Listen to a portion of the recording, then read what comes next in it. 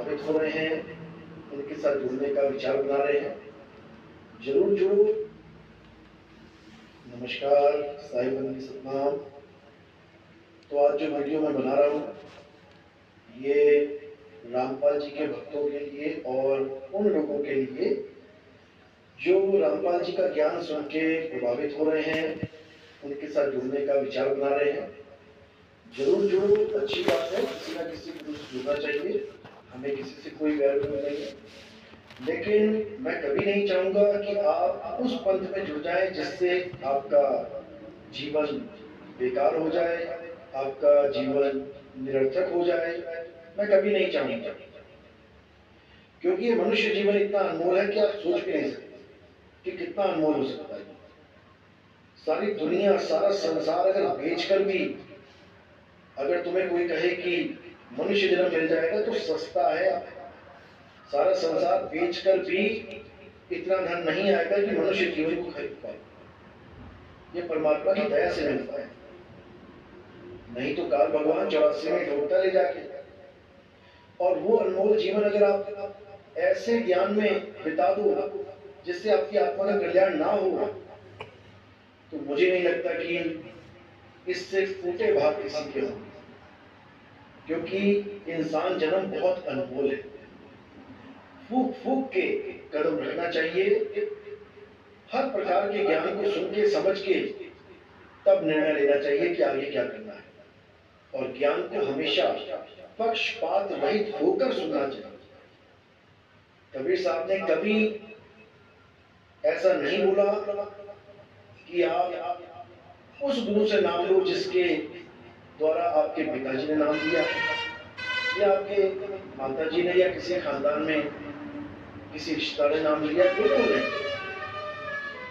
ऐसे गुरु की शरण में भी नहीं जाना है जो वंशवाद चला रहा है। पिता का बेटा गुरु बन बैठा, फिर उसका बेटा गुरु बन बैठा, फिर उसका बेटा गुरु बन बैठा।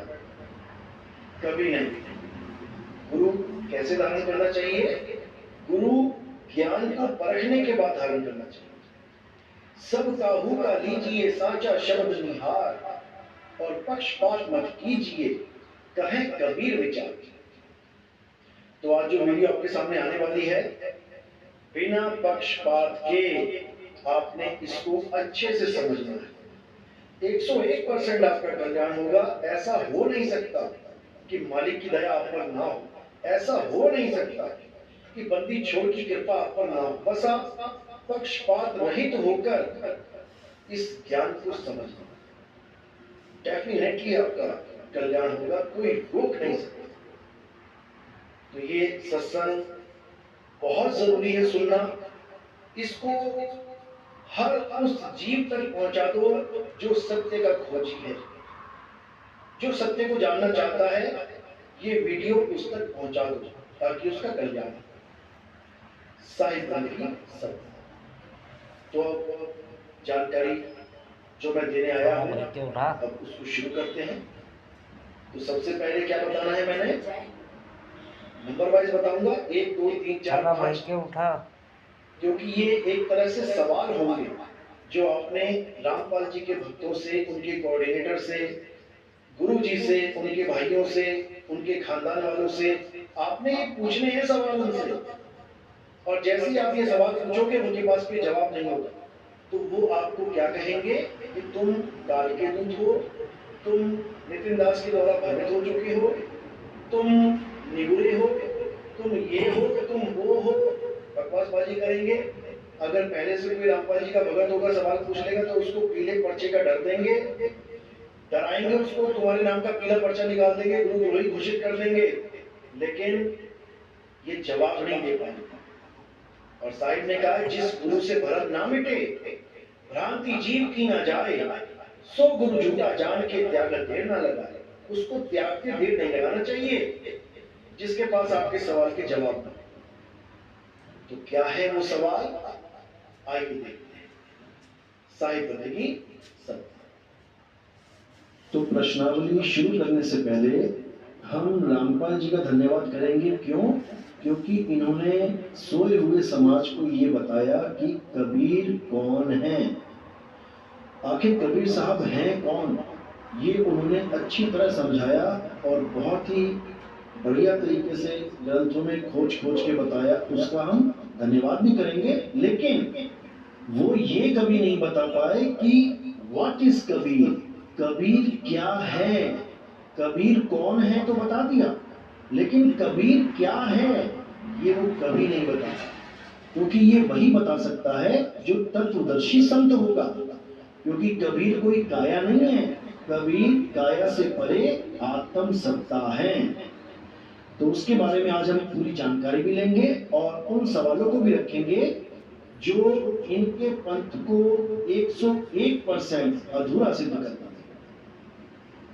तो हमारा पहला सवाल है कि अगर रामपाल जी महाराज परम पिता परमात्मा है, जैसा कि इनके भगत ये मान के बैठे हैं कि रामपाल जी महाराज ही परमात्मा हैं, हरि आए हरियाणे नो, वहां पर रामपाल जी महाराज के माता और पिता की फोटो बना के उनके हाथों में रामपाल जी का छोटा सा शरीर यानी बचपन का शरीर पकड़ा दिया जाता है और बताया जाता है कि ये अवतरित हो गए परमात्मा। तो भाई अगर ऐसे अवतरित होते हैं परमात्मा, तो परमात्मा को 25 सालों तक हनुमान जी की साधना करने की क्या जरूरत पड़ गई? प्रतिदिन 7 बार हनुमान चालीसा का पाठ करने की क्या जरूरत पड़ गई? 18 वर्षों तक राजस्थान में सालासर बालाजी के मंदिर में जाने की क्या जरूरत पड़ गई? उसके बाद कृष्ण जी को भी अपना इष्ट मानने की क्या जरूरत पड़ गई? इतना ही नहीं, खाटू श्याम जी की भी पूजा करते थे, घंटों ध्यान लगाते थे। ये परमात्मा का हाल है। परमात्मा ऐसे देवी देवताओं की पूजा करता है। जिसको ये अवतार घोषित करने में लगे हैं, वो तो एक आम इंसान, एक आम भगत की तरह इन देवी देवताओं की पूजा में लीन है। उसको परमात्मा कैसे घोषित कर दिया इन्होंने? तो अब आगे भी देखते हैं कि आखिर परमात्मा का जो नाम इनके जीवन में आया, वो आया कहां से? अभी तक तो ये देवी देवताओं के ही पूजा पाठ में लीन है। आगे देखते हैं तो कहते हैं इतना कुछ करने के बाद भी ना तो इनको शारीरिक सुख मिला और न मानसिक शांति मिली। परमात्मा को पाने की तरफ से आप साधु महात्माओं से मिलते रहते थे। एक दिन आपकी मुलाकात कबीरपंथी महान संत 107 वर्षीय स्वामी रामदेवानंद जी महाराज से हुई। आपने स्वामी जी से पूछा कि परमात्मा की प्राप्ति कैसे हो, वह मानसिक शांति कैसे मिले। स्वामी जी ने पूछा कि आप किसकी पूजा करते हो? तब हमने बताया कि मैं व्रत करता हूँ, उपवास रखता हूँ, मंदिरों में जाता हूँ, हनुमान जी, कृष्ण जी, श्याम जी की यानी खाटू श्याम जी की उपासना करता हूँ, सभी त्योहार मनाता हूँ और श्राद्ध आदि भी निकालता हूँ। तब स्वामी जी ने आप जी से कहा, यानी परमात्मा से स्वामी जी ने कहा, परमात्मा को समझा रहे हैं स्वामी जी, क्या कहा कि आप जो साधना करते हो यह ना तो परमात्मा को पाने की है और ना ही मानसिक शांति देने की।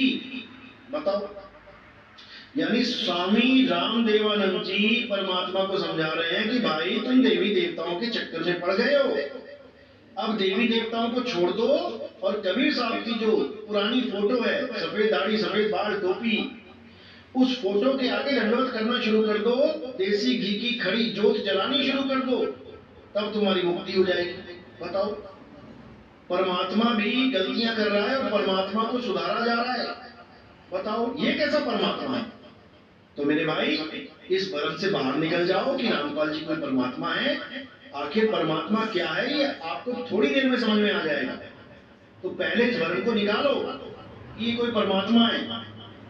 ये तो एक जिज्ञासु जीव है, जैसे बाकी पूजा कर रहे थे ये भी करने लग गया। अब इसको ऐसा गुरु मिल गया जिसने इसको उस पूजा करने से रोका, तो ये रुक गया। अभी आगे और स्टोरी लंबी है, और सुनो। स्वामी रामदेवानंद जी की शरण में आके एक काम तो अच्छा हो गया कि इनको इतना पता लग गया कि देवी देवताओं की भक्ति करने से मुक्ति प्राप्त नहीं होता। बहुत अच्छी बात है। और आगे चल के क्या हुआ कि इन्होंने पाठ सेवा शुरू करी, यानी ये पाठी बन गए और गरीबदास जी का जो ग्रंथ है उसका पाठ करने लगे। लोग